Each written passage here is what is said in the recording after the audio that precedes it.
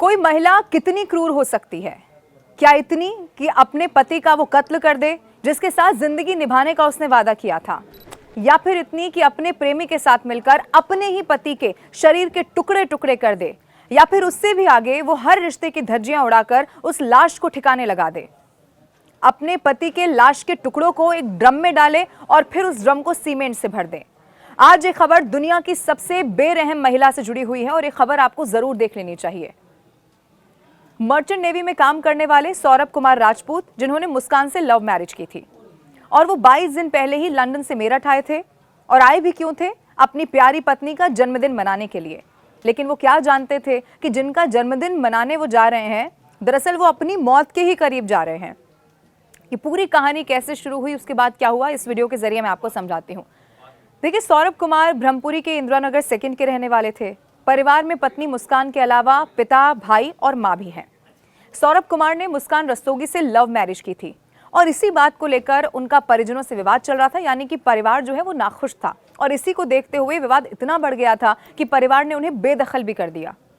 अब 3 साल पहले सौरभ मुस्कान के साथ इंदिरानगर में ओमपाल के मकान में, यानी कि जो मकान मालिक है उनका नाम ओमपाल था, उनके मकान में वो किराए पर रहने लगे और यहीं पर पत्नी मुस्कान रस्तोगी और 6 साल की बेटी पीहू के साथ वो रह रहे थे।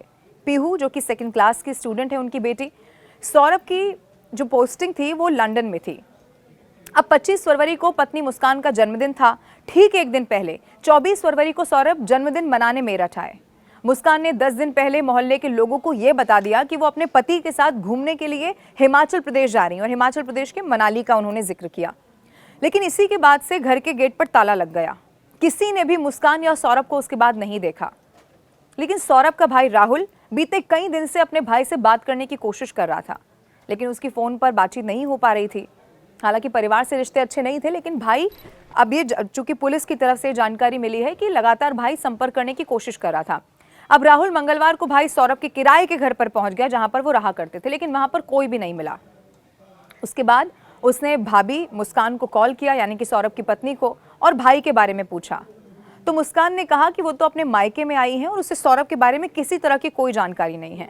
वहीं से राहुल को कहीं ना कहीं अनहोनी की आशंका हो गई और उसके बाद आसपास के जो लोग हैं उनसे बातचीत की, सौरभ के बारे में पूछा। तभी अचानक से ही मुस्कान किसी युवक के साथ वहां पर पहुंच गई। राहुल ने फिर से भाभी से अपने भाई के बारे में जानकारी ली, लेकिन संतोषजनक जवाब वहां से नहीं मिल सका। और साथ ही चूंकि वो किसी युवक के साथ वहां पहुंची थी, एक युवक जिसको वो जानते भी नहीं थे, उसके साथ देखकर जरूर कुछ अजीब भी उन्हें लगा और उन्होंने पूछा भी अपनी भाभी से कि साथ में जो लड़का आया है वो कौन है। लेकिन इस पर मुस्कान ने कोई जवाब नहीं दिया, यानी कि चुप्पी साध ली। और इसी के बाद यही वो मौका था जब राहुल घर के भीतर चले गए। अब घर के भीतर से उन्हें बहुत तेज बदबू आने लगी और इसी के बाद उन्होंने शोर मचाना शुरू कर दिया और शोर मचाते हुए मुस्कान और उसके साथ आए युवक को वहीं पर दबोच लिया। आसपास के लोग शोर मचाने के बाद आ गए और उसके बाद पुलिस को बुला लिया गया। पुलिस मौके पर पहुंची और मुस्कान और उसके साथ आए वो शख्स जिसका नाम मोहित था, उसे हिरासत में ले लिया। और आपको ये जानकर हैरानी होगी कि कैसे राहुल ने प्लास्टिक के एक बड़े ड्रम में भाई के शव के होने का अंदेशा जाहिर कर दिया। ये वही ड्रम है जिसमें टुकड़े टुकड़े कर उस लाश को डाला गया था और इसी ड्रम के ढक्कन को लगाकर सीमेंट डालकर पूरी तरह से पैक भी कर दिया था। अब जो पुलिस की थ्योरी कहती है वो ये कि सौरभ को 10 दिन पहले ही मार दिया गया था, यानी कि 10 दिन बाद किसी को ये मालूम चल सका कि सौरभ तो अब इस दुनिया में ही नहीं है। मुस्कान ने अपने प्रेमी के साथ मिलकर पति सौरभ कुमार की निर्मम तरीके से हत्या कर दी थी। और सिर्फ इतना ही नहीं था, हत्या करने के बाद शव को एक ड्रम में रखा, जैसा मैंने आपको बताया, उस पर सीमेंट डाला और जो लाश है वो अंदर जम चुकी थी। लोगों को ना पता चले इसीलिए किराए के मकान के अंदर वाले कमरे में से छिपा दिया गया। और इसके बाद मुस्कान हिल स्टेशन घूमने की बात कहकर वहां से निकल गई। अब पुलिस मकान में मंगलवार शाम को 5:30 बजे का लगभग वक्त था जब पहुंच गई और पुलिस ने ड्रिल मशीन से ड्रम को तोड़कर, चूंकि सीमेंट से पूरा उसे भर दिया गया था, और इस ड्रम को तोड़कर शव को बाहर निकाला गया। लेकिन 2 घंटे की कोशिश यहां पर लगी, उसके बावजूद आप सोचिए कि जो लाश है उसे बाहर निकालने में बहुत चुनौती पुलिस के सामने आई। और ये भी था कि अब लाश निकालनी है तो उसे सुरक्षित भी रखना है। फिर आखिरकार पुलिस ड्रम को लाश के साथ ही लेकर ब्रह्मपुरी थाने पहुंच गई और कुछ देर में इसको पोस्टमार्टम के लिए बाद में भेजा गया। और जो भीड़ थी वहां पर सैकड़ों लोगों की जमा हो गई।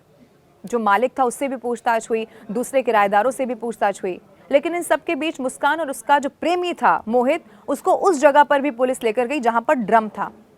यानी कि करीब 30 मिनट तक सब लोग अंदर ही रहे और इसके बाद मुस्कान और मोहित को लेकर पुलिस ब्रह्मपुरी थाने आ गई। और जिस मकान में ये वारदात हुई, जैसे मैंने आपको शुरू में बताया कि वो ओमपाल नाम के शख्स का है और मकान में सौरभ के अलावा एक और किराएदार भी रहते थे। और इंस्पेक्टर वहां से जो सारी इंफॉर्मेशन सामने आई है, इंस्पेक्टर ने यह भी कहा है कि ड्रम में बॉडी मिली है और उसको निकाला नहीं जा सका। अब इसीलिए ड्रम के अंदर ही बॉडी को थाने लेकर आ गए। अब पोस्टमार्टम रिपोर्ट में बहुत कुछ सामने आ पाएगा, लेकिन ये तो तय है कि जितनी क्रूरता से इस वारदात को अंजाम दिया गया है, हर तरफ इसी हत्याकांड की चर्चा हो रही है। और एक बार फिर से सवाल उठ रहे हैं कि कोई महिला आखिर अपने ही रिश्ते के लिए, अपने पति के लिए कितनी क्रूर हो सकती है।